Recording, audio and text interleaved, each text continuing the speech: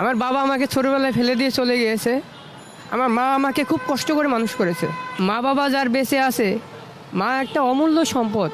আসলেই মা অমূল্য সম্পদ। আমি দেখেন, আমি আজকে বাল বাচ্চা নিয়ে ঢাকা শহরে আসি। আমি চাইলেও আমার মাকে আমি করতে পারি না। আমি ছোটোবেলা থেকে যখন কলম ধরবো, সেই কলম ধরার বাদ দিয়ে আমি লোকের বাড়িতে গরু রেখেছি। তখন 1 বছরে মাইনা দিত 3,000 টাকা। 1 বছর পরে পেতাম আমি 3,000 টাকা। এই টাকা নিয়ে আমি আমার মার সাথে খুব কষ্ট করে চলেছি। বিদেশে যারা থাকে বাড়ি আসে না, কেমন আছে মা তারা দেখে না। বিদেশে যারা থাকে বাড়ি আসে না, কেমন আছে মা তারা দেখে না। কি যে কষ্ট তাদের কেউ দেখে না, কি যে কষ্ট তাদের কেউ দেখে না। কেমন আছে বাবা তারা জানে না, বিদেশেতে যারা থাকে বাড়ি আসে না। কেমন আছে মা তারা দেখে না, বিদেশেতে যারা থাকে বাড়ি আসে না।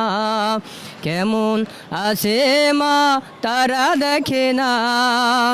বছর শেষে তারা ছুটি পেলে, ছুটিতে তারা বাড়ি আসে না। আমি দীর্ঘদিনে ঢাকায় আছি, বাসায় যাই না। তো আমারও মার কথা খুব মনে পড়ে। সেই উদ্যোগে আমি যারা মনে করি যে যারা প্রবাসে থাকেন, যারা বিদেশে আছেন, তাদেরও মা বাবার কথা মনে পড়ে। তারা বছরে ছুটি পেলেও বাড়িতে আসতে পারেন না, বা আসতে চাইলেও ইচ্ছুক আসতে পারেন না। বিদেশে প্রবাসে আমারও ভাই আছে, তো উনি আজকে গেছে 12 বছর, বাড়িতে আসে না, একটানা ওইখানেই থাকে। কিসের জন্য, কি উদ্যোগে বাড়ি আসে না, তার মনের ক্ষোভটা কি আমি এখনও বুঝতে পারি না। আমরা জানি যে মার এবং বাবার কি কষ্ট। যার মা চলে যায় সে মাকে আর কিন্তু ফিরে পায় না। বাবা চলে গেলেও ওই একই ক্ষেত্রে বাবা আর পায় না। তো আমি প্রবাসী ভাইদেরকে বলবো যে 5 বছর অন্তর পরে হলেও একটি বার মাকে দেখে যেতে। এসে মোবাইলে ভিডিও কলে দেখার একটি আলাদা ইমেজ, আর মা বাবার সঙ্গে এসে ঈদ করার আলাদা একটা ইমেজ। তো আমি বলবো যে সবাই যার মা বাবা বেঁচে আছে তারা সবাই মা বাবার যত্ন নিন, বা মা বাবার কোনো কষ্ট দেবেন না। আর সব ক্ষেত্রে মা কিন্তু আসলেই একটা অমূল্য সম্পদ। মা যার আছে, এই মা যার মারা যাবে কিন্তু সে একটা পাবে না। আমি আজকে দেখেন, আমি বাড়িতে যাই না, কিন্তু মামার ইচ্ছা হলেও আমি মাকে করতে পারি না। তাই আমি বলবো যে যাদের মা বেঁচে আছে তারা বাড়িতে যেয়ে মাকে দেখে আসুন। আর আমার বাবা, আমি ছোটোবেলা থেকে নানা নানি বাড়িতে মানুষ। আমার নানা আমাকে মানুষ করেছে।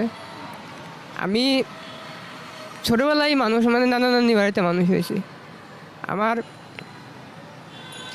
বাবা আমাকে ছোটোবেলায় ফেলে দিয়ে চলে গিয়েছে। আমার মা আমাকে খুব কষ্ট করে মানুষ করেছে।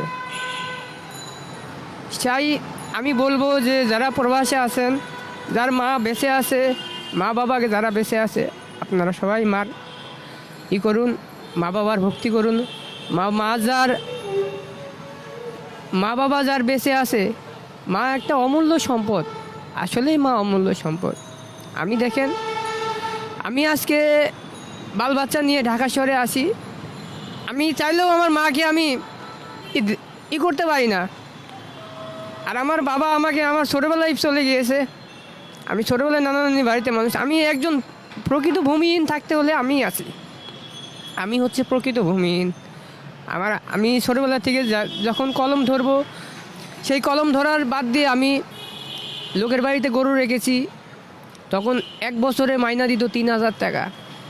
1 বছর পরে পেতাম আমি 3,000 টাকা।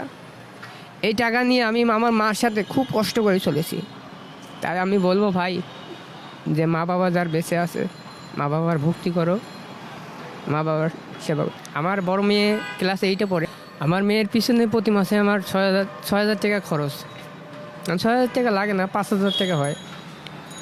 6,000 টাকা বাসা ভাড়া টাকা দিয়ে আমি এই যে বলেছিলাম যে একবেলা খেতে মানুষ 3 বেলা খেত, আর এখন 3 বেলা খেতে মানুষ 1 বেলা খেতে খাওয়ার ইচ্ছুক না, খেতে পারছে না।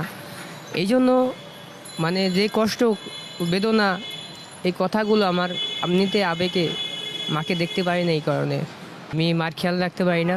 মাকে যে এত যত্ন দেওয়ার কথা সেটা আমি পারি না। প্রবাসী যারা আছে আমি তাদেরকে উৎসাহিত করব যে মা মা কিন্তু খুবই অমূল্য জিনিস। মা যার চলে যায় সেই জানে যে মা একটা কী জিনিস, কিন্তু আমার আছে আজকে আমি দিতে পারতেছি না। কেন দিতে পারতেছি না? আমি পারছি না সংসারের অভাব অনটনের জন্য। যে পরিমাণ মার চাহিদা মেটানোর দরকার সেই পরিমাণ আমি পাচ্ছি না। ছেলে হিসাবে আমি ব্যর্থ হয়েছি মার কাছে। এমনি কথাবার্তা হয় কিন্তু কথাই তো পেট ভরে না। মার যে আমার যে একটা চাহিদা, সেই চাহিদা অনুযায়ী মাকে আমি দিতে পারি না। কথাবার্তা আর বলি, দ্রব্যমূল্যে জিনিসের দাম আকাশ ছোঁয়া, কিন্তু সেই পরিমাণ রিক্সার দাম বাড়ে নাই। বাড়ে নাই এক প্রকার মানুষের দাম। আর তৃতীয়ত বাড়ে নাই হচ্ছে কলম। আমার বাংলাদেশে, এই বাংলাদেশে যে একটি কলম দিয়ে এত দুর্নীতি হয়েছে, এই দুর্নীতি হিসাবে একটি কলমের দাম হওয়ার দরকার 5 টাকা থেকে 5,000 টাকা, কিন্তু 5,000 টাকা হয় নাই। কলমের দাম বাড়ে নাই। আগেও যে 5 টাকা ছিল এখনও সেই 5 টাকাই আছে। বাড়ে নাই মানুষের দাম, বাড়ে নাই কলমের দাম, আর বাড়ে নাই আমাদের রিক্সা ভাড়ার দাম। রিক্সা ভাড়া বাড়ে নাই। রিক্সা ভাড়া আগে যা, বর্তমান আরও কম। 40 টাকার ভাড়া 30 টাকা দেয়। এইটাই হচ্ছে আমাদের ন্যায্য। আর যদি বেশি একটা কথা বলি হয় থাপ্পড় দিবে, নাহলে মার দিবে, নাহলে ভাড়া না দিয়ে চলে যাবে। এটাই একটা সমস্যা।